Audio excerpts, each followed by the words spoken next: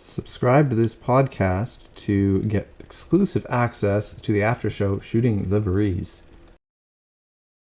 Today we have Jill Riley, who has her own podcast, Post Traumatic Faith. I guess you said you had a broad market, like not just Christian, but a wide market.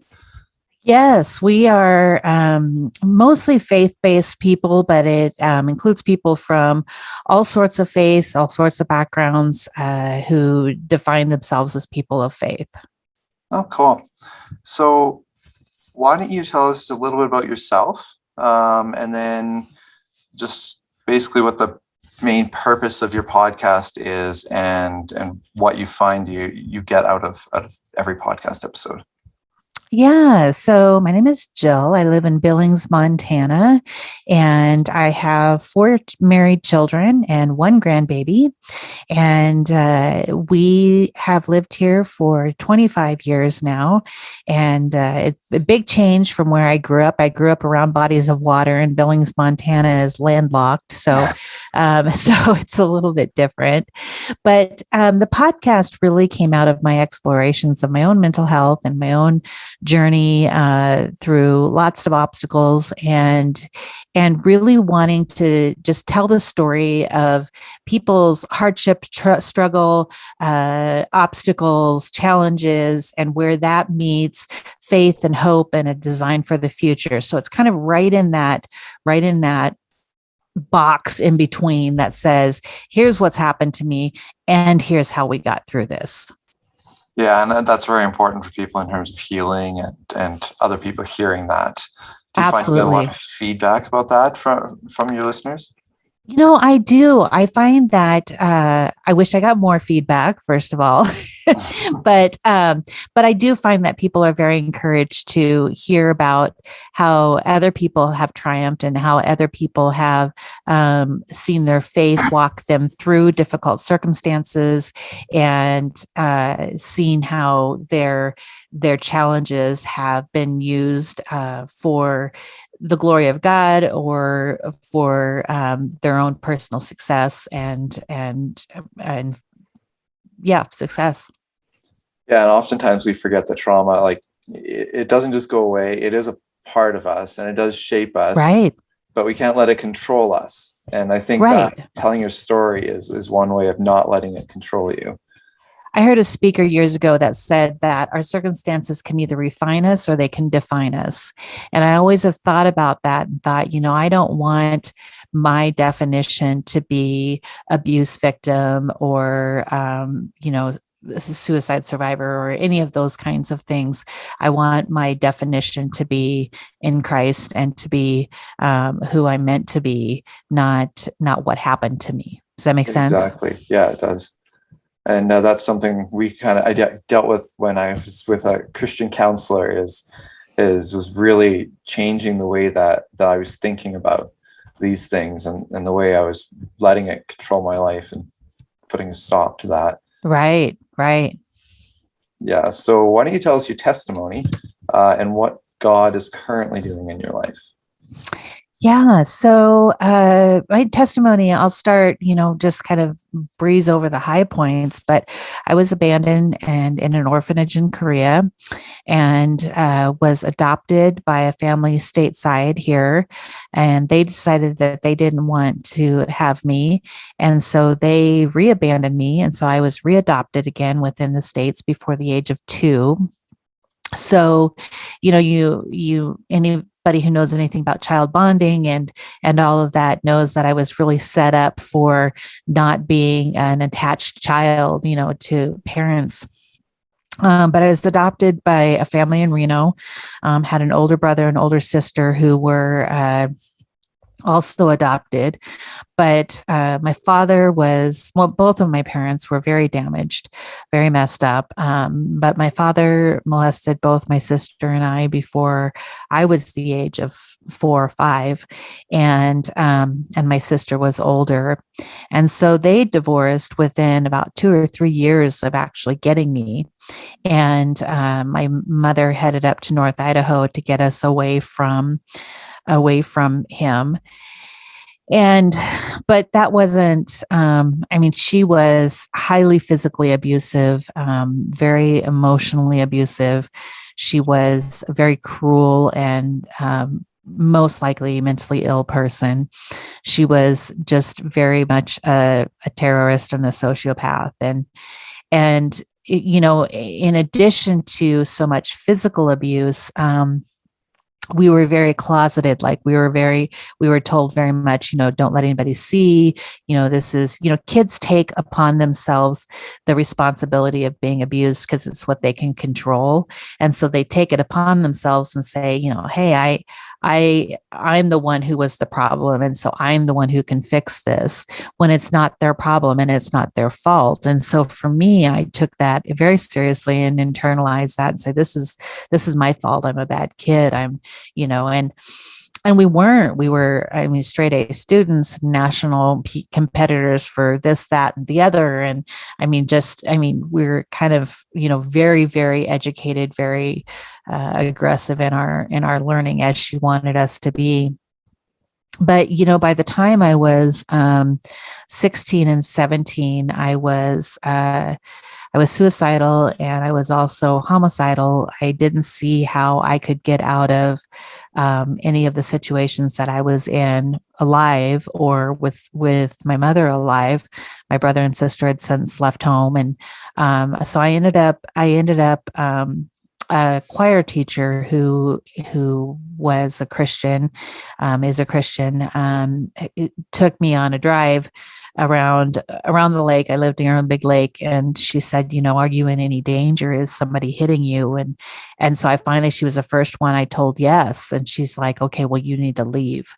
And so I had a place to go. I had a friend's home who she knew something was going on, and her parents said, you know, you can,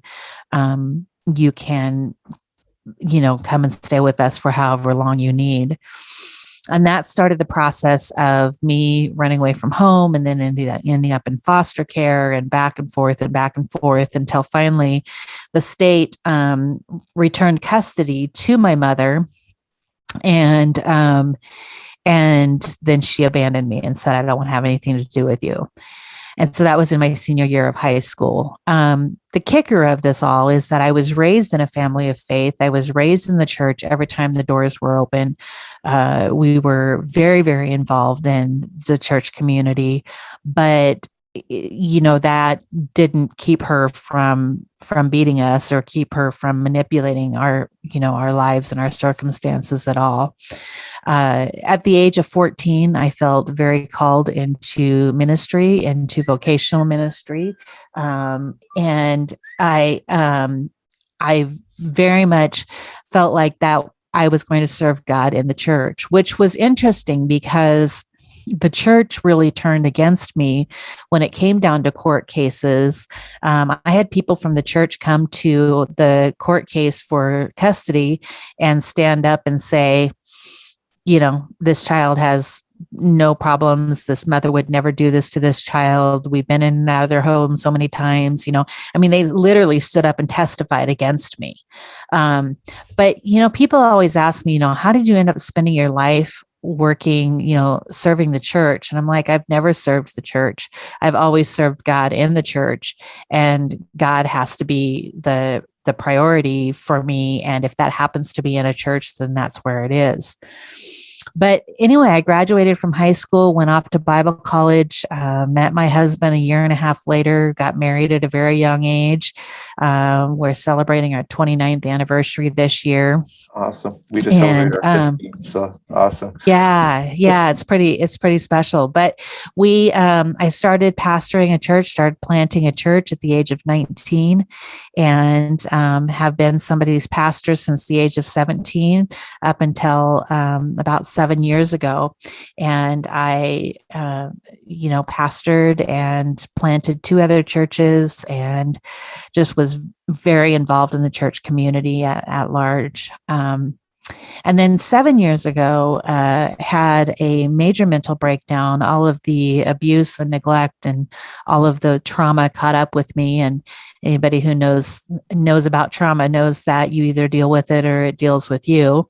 And it really caught up with me. And I had a major mental collapse and ended up in a psych and trauma hospital for 3 months.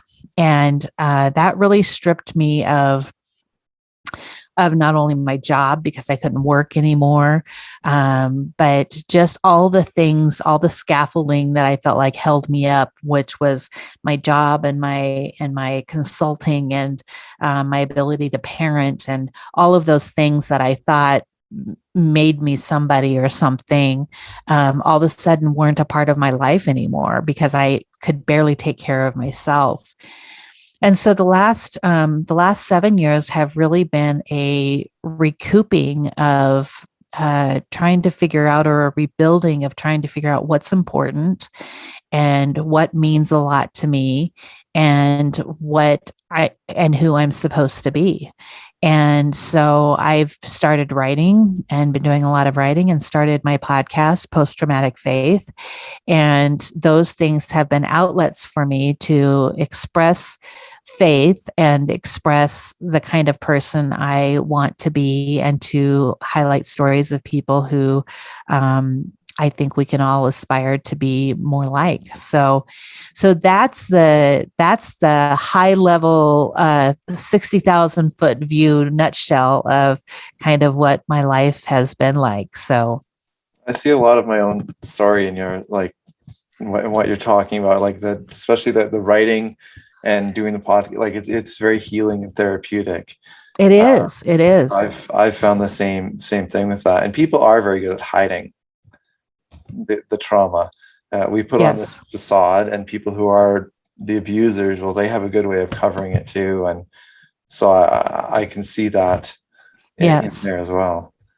yes, Um, absolutely. and so throughout this whole experience, how have you kind of seen God just at work uh, at every step? Well, it starts with just my ability to bond with people and connect with people and have human connection. When you deal with abandonment and you deal with a lack of connection as an infant and as a toddler, it becomes very hard to attach to people, very hard to have faith and trust and hope in people that they will love, nurture, and care for you. And for some reason, somehow along the line, my psychiatrist always says, at some point, Jill, somebody loved you, somebody cared for you, because otherwise you wouldn't be alive now.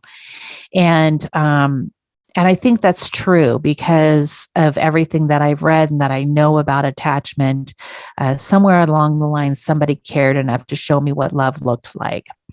And so, I think that is amazing in and of itself. I've been able to raise four beautiful children who have now given me, four wonderful kids in laws and a grandbaby.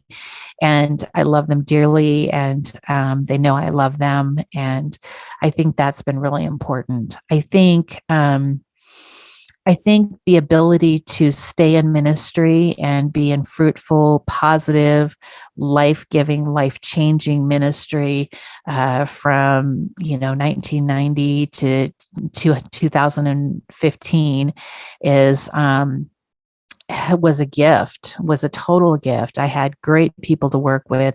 I had great people to work for me, great people to work under, and almost every minister I know has some horror story of somebody that they worked with that just really didn't support them, or who stole their resources, or took advantage of them. And I did not have those experiences. I had very positive experiences.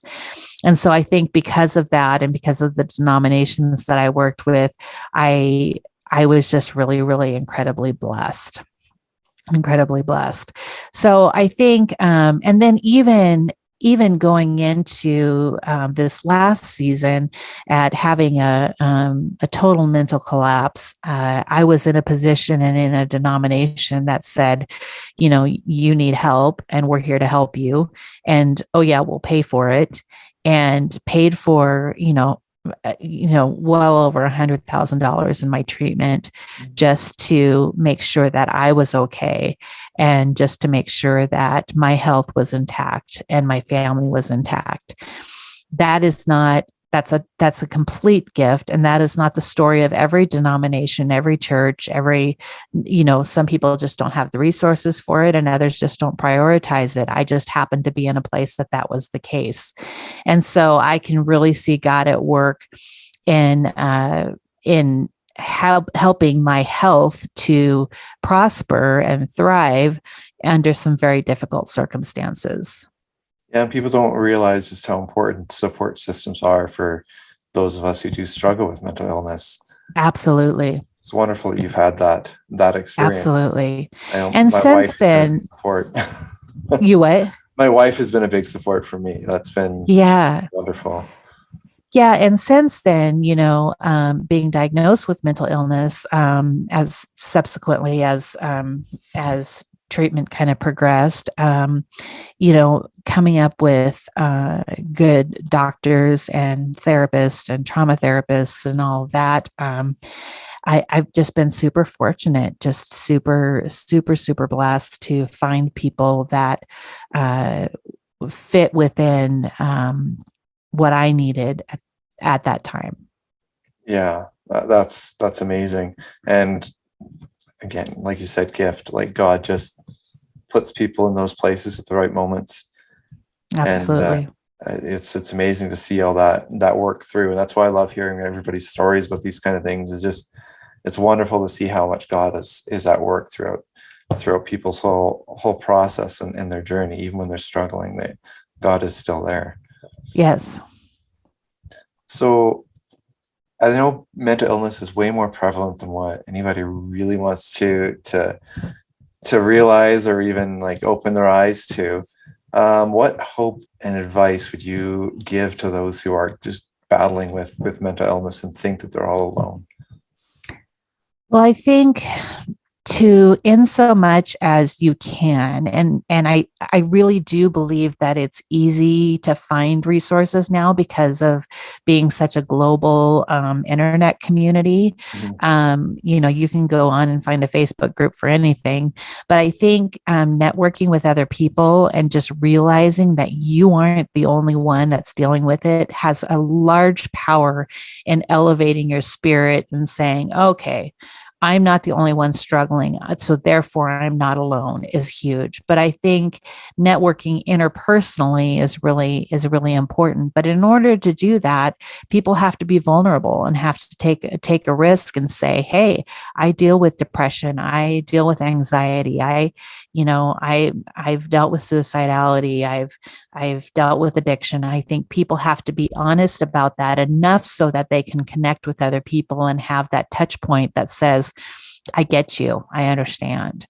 And I think that's really important. I think things that have been important to me have been loving family and friends, but again, it's taken some honesty. And I think the other thing is not to over assume that everybody understands what you're going through. Mm-hmm. When we live in a world where people say, oh, I'm so depressed, which really just means they're sad, or, oh, they're so bipolar, which just really means they have a mood swing that day. Yeah. Or, I'm having an anxiety attack, which really just means that they're having a moment where they're anxious. We live in a world where the synonyms for mental illnesses are not accurate. And so people kind of downplay then when you say, well, I have a major depressive disorder. They're like, oh yeah, don't we all? But I think we have to really get accurate about saying and exacting about saying, no, I really have a mental illness here and this needs to be treated and it is under treatment. And this is important that you know this about me. So I just think people have to be really, really honest. That's my biggest message, is that people have to be honest in order to connect on important touch points. Yeah, and I like what you say about not everybody's going to understand, because it is hard to understand if you haven't been through the mental illness process that a lot of people have had. Absolutely. So I think that is incredibly important, because you just kind of expect, oh, well, they should understand me, and it's like, well, if they haven't been through it, how are they going to fully understand? Right, right, exactly. So as a church, how can we go about supporting people with mental illness in a better way? Well, I think the first thing is we have to talk about it, and we have to talk about it in positive regard.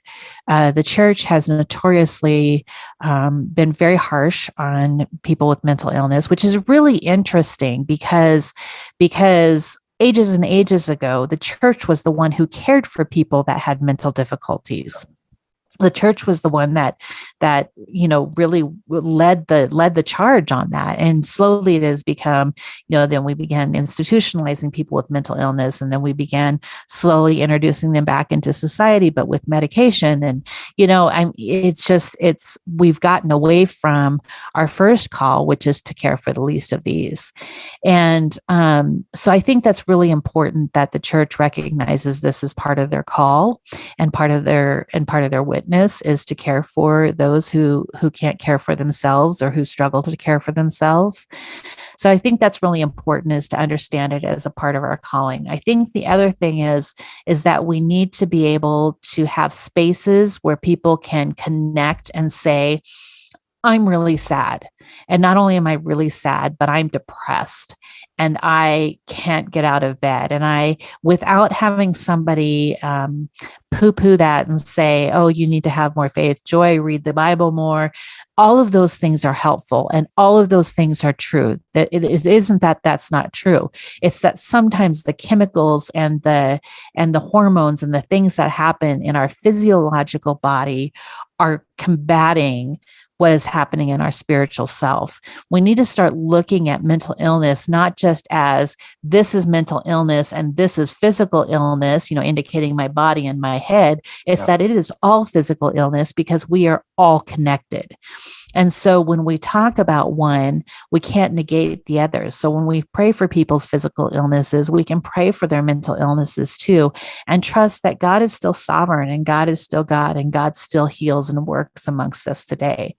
And that in that we can trust him to listen to have compassion for, to have the potential to heal in ways that we may not even see possible, healing through relationships, healing through medication, healing through doctors. And so we need to give people space to talk about it, because there's the shame factor that comes when talking about mental illness, that makes you feel like, oh, I don't know if I can talk about this in this community, which is really a travesty, because it doesn't do any of us any good, because it is to deny that we are in need of a healing savior. And we need to be able to ask for our brothers and sisters in Christ to walk alongside us.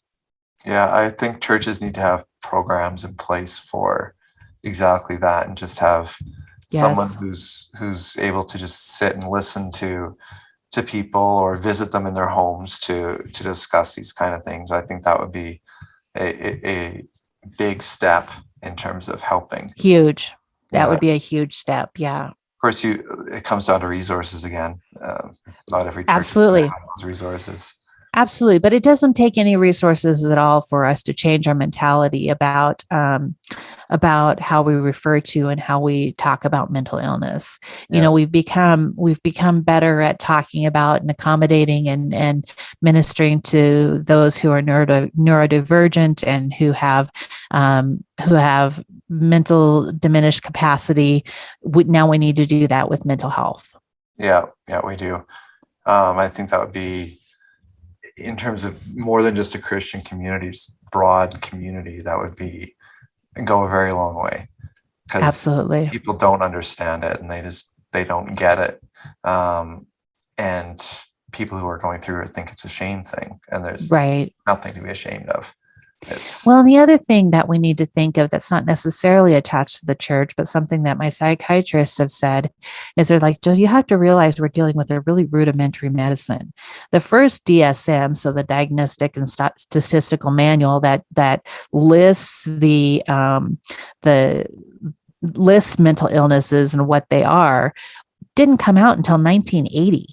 That's in my lifetime. And so we're just 30 years into this now, trying to find, 25 years into this, trying to figure this thing out, where most medicines started eons before that. yeah. And so we didn't really begin to study the brain and the emotions and mental illness until the last 50 years. And so we're playing catch up on this one, where we started studying the heart and the liver and all of those things way before we started studying the brain. Technology has finally given us the advantage to be able to do some of that. So there needs to be some grace given, I think, too, in the fact that, yeah, we're catching up. And notoriously, the church world is behind in catching up with some of the social things that are going on. And in this case, it's the case, too, that we are behind in catching up with what medicine is saying on what mental illness is and how we can work with it and minister to it. Yeah, and it's so true because they don't understand so much of the brain, or even what the brain is used for, because we don't use all of our brain. I don't use all my brain. Yeah. So, and there's so many compartments to the brain that it is hard to understand. So, I mean, Yeah. there has to be some grace given there for sure. Yeah. If you could give advice to family members of people, or friends even of people who are going through mental illness, what would that advice be? I would say, number one, create an environment that fosters people talking about their feelings without shame and without guilt. That allows people to express themselves. Again, I'm a big fan of expressing yourselves, not just respectfully, but appropriately. If they can, and talking through problems. I think that's super, super important.